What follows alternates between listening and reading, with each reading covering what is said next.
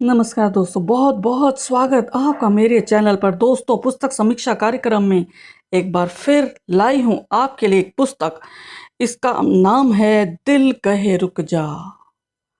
ये एक यात्रा संस्मरण है और इसकी रचिता हैं डॉक्टर शील कौशिक। ये पेपर बैक में है, 2024 में प्रकाशित हुई है। यह पुस्तक रवीना प्रकाशन दिल्ली से आई है। पृष्ठ 116, मूल्य 350। परिचय देना चाहूंगी शील जी का। फरीदाबाद में जन्मी, सिरसा निवासी। इन्होंने एमएससी, एलएलबी, एमएचएम होम्योपैथ में किया है। सेवानिवृत्त जिला मलेरिया अधिकारी हैं ये, स्वास्थ्य विभाग। 43 मौलिक पुस्तकें आ चुकी हैं, कुल 60 हैं। कविता, कहानी, लघुकथा, आलोचना, बाल साहित्य इनकी विधाएं हैं। हरियाणा साहित्य रत्न और श्रेष्ठ महिला रचनाकार सम्मान हरियाणा अकादमी से प्राप्त हुआ है इनको। अनेक सम्मान है इनकी झोली में।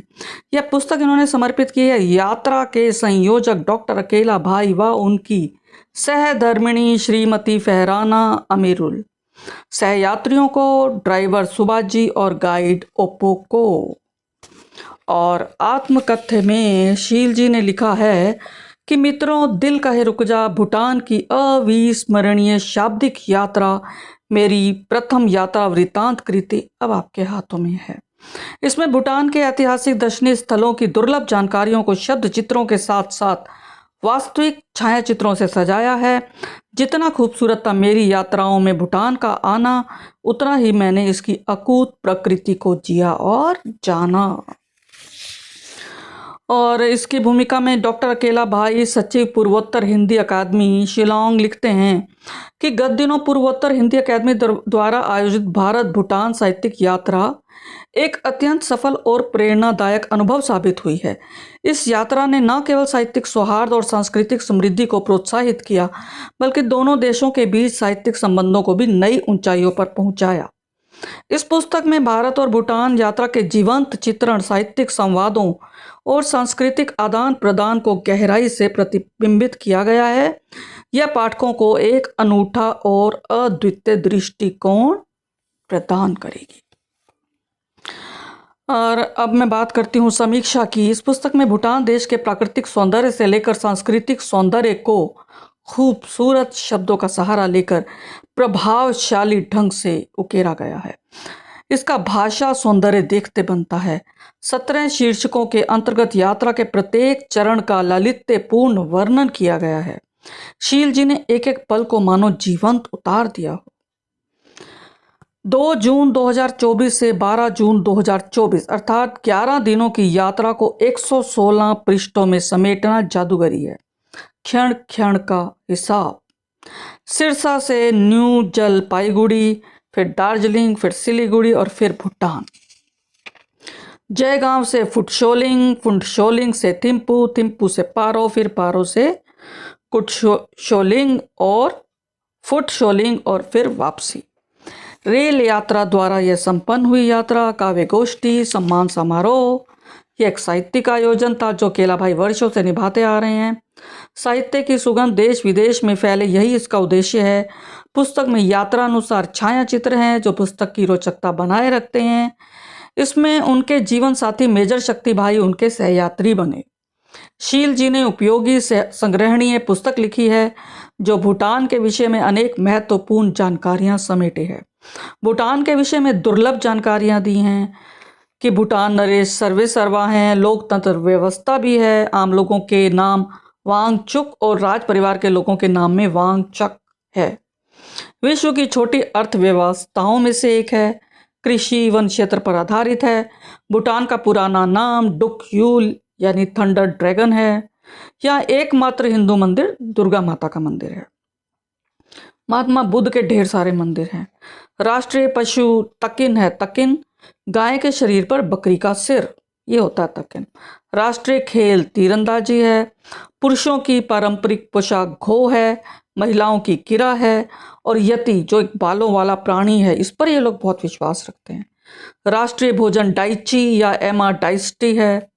लाल चावल, नूडल्स, मोमोज, काकराचार, ये सब व्यंजन यहाँ के प्रसिद्ध हैं। बहुविवाह की अनुमति है। स्त्री प्रधान देश है। स्त्रियां घर बाहर हर जगह काम करती हैं। यह Rocky, thriving, surviving, under develop छोटा सा देश है। लेखक मिलन शिविर में इस टूर में 136 यात्री थे। 136, सोचिए कितना मैनेज करने में कितनी मुश्किल आई होगी उनको, कितना कठिन होगा इतने सारे लोगों को समेटना। बड़े ग्रुप को संभालना सच में बहुत कठिन होता है। भूटान में सरकारी सुविधाएं निःशुल्क हैं, इसलिए गला काट प्रतिस्पर्धा नहीं है। अंतर्राष्ट्रीय सेमिनार में जीवन में साहित्य और संस्कृति का महत्व, इस विषय पर साहित्यकार विद्वानों ने शोध पत्र प्रस्तुत किया। यही उपलब्धि रही इस यात्रा की। तो दोस्तों, आगे बढ़ने से पहले मैं कुछ बात करना चाहूँगी आपसे। जैसा कि इन्होंने बताया कि जीवन में साहित्य और संस्कृति का महत्व, आप क्या सोचते हैं? मैं तो ये सोचती हूँ कि जीवन में अगर साहित्य ना होता तो मुझे लगता है जीवन में धड़कनें ना होती, क्योंकि साहित्य में भावनाएं हैं, भावना सिक्तता है। और सांस्कृतिक जो हमारी जो संस्कृति है, जो हमारी सांस्कृतिक धरोहर है, मुझे लगता है कि इसी के दम पर शायद नहीं, यकीनन मानवता जीवित है। जी दोस्तों, ये संस्कृति और कला ही है, साहित्य ही तो है जो हमारे भीतर मानव को बचाए बैठा है। अगर ये कलाएं ना होती, ये हमारी संस्कृति ना होती, हमारा साहित्य ना होता, तो मुझे लगता है कि दानवता 99% होती। जी दोस्तों, ये सच है, सत्य, यथार्थ। तो मुझे लगता है कि हम में से सबको किसी ना किसी कला को अपनाना चाहिए, साहित्य पढ़ना चाहिए, साहित्य से रूबरू होना चाहिए, जुड़ना चाहिए। और क्यों? इसका कारण यही है ताकि हम अपनी आने वाली पीढ़ियों को एक ऐसा समाज देकर जाएं जहां इंसानियत खिलखिलाती रहे। जी दोस्तों, तो अब मैं बात करी थी कुछ पढ़ने की। इसके भीतर से मैं आपको कुछ शब्द या कुछ पंक्तियां पढ़कर सुनाऊंगी। देखिए, प्रथम इन्होंने कैसे शुरू किया शील जी ने भूटान यात्रा की तैयारी। इन्होंने लिखा है कि यूं तो हम पति पत्नी पहले भी शिलांग और जनकपुर नेपाल डॉक्टर अकेला भाई जी के साथ शिविरों का हिस्सा रहे हैं। उनके साथ जाकर सदैव संतुष्टि का अनुभव हुआ है। इस बार जब भूटान यात्रा के बारे में पता चला तो मन तरंगित हो उठा। वाह, एक बार फिर विदेश यात्रा। पूर्वोत्तर हिंदी अकादमी द्वारा आयोजित 5 दिवसीय लेखक मिलन समारोह भूटान में भाग लेने का फिर सौभाग्य प्राप्त हो रहा है। यहाँ से इन्होंने शुरुआत की है। और उसके बाद देखिए, बीच बीच में इन्होंने इस तरह से श्याम श्वेत छायाचित्र हैं। देखिए, न्यू जलपाईगुड़ी का रेलवे स्टेशन आप देख सकते हैं। इससे क्या होता है, थोड़ा सा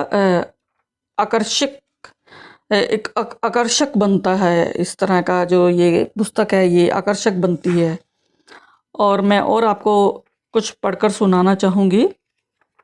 एक तो इस्कॉन मंदिर के बारे में इन्होंने सिलीगुड़ी के बारे में बताया, और अब मैं आखिरी कुछ पंक्तियां आपको पढ़कर सुनाना चाहूँगी।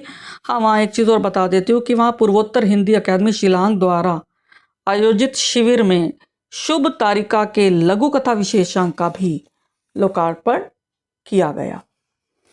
और अंत में शील जी ने लिखा था कि घर लौटकर बहुत अच्छा लगा। ऐसा समय याद आ रही है कोट्स, कौन सी? ईस्ट और west, home is the best. किंतु भूटान की यादों से बाहर निकलना मुश्किल था, और ऐसा ताउम्र रहेगा। उन साथियों के साथ बिताए क्षणों को पुनः जीने, उन दृश्यावलियों को पुनः निहारने का मन करता रहेगा, मन करता रहेगा और मन करता रहेगा। तो दोस्तों, शील जी ने आप देख सकते हैं पुस्तक लिखी, और आगे देखिए, शील जी और उनके पतिदेव शक्तिराज जी हैं इस साथ में। तो धन्यवाद दोस्तों, फिर मिलेंगे अगली कड़ी के साथ। तब तक मुझे आज्ञा दे। आपके कमेंट्स का मुझे इंतजार रहता है। धन्यवाद।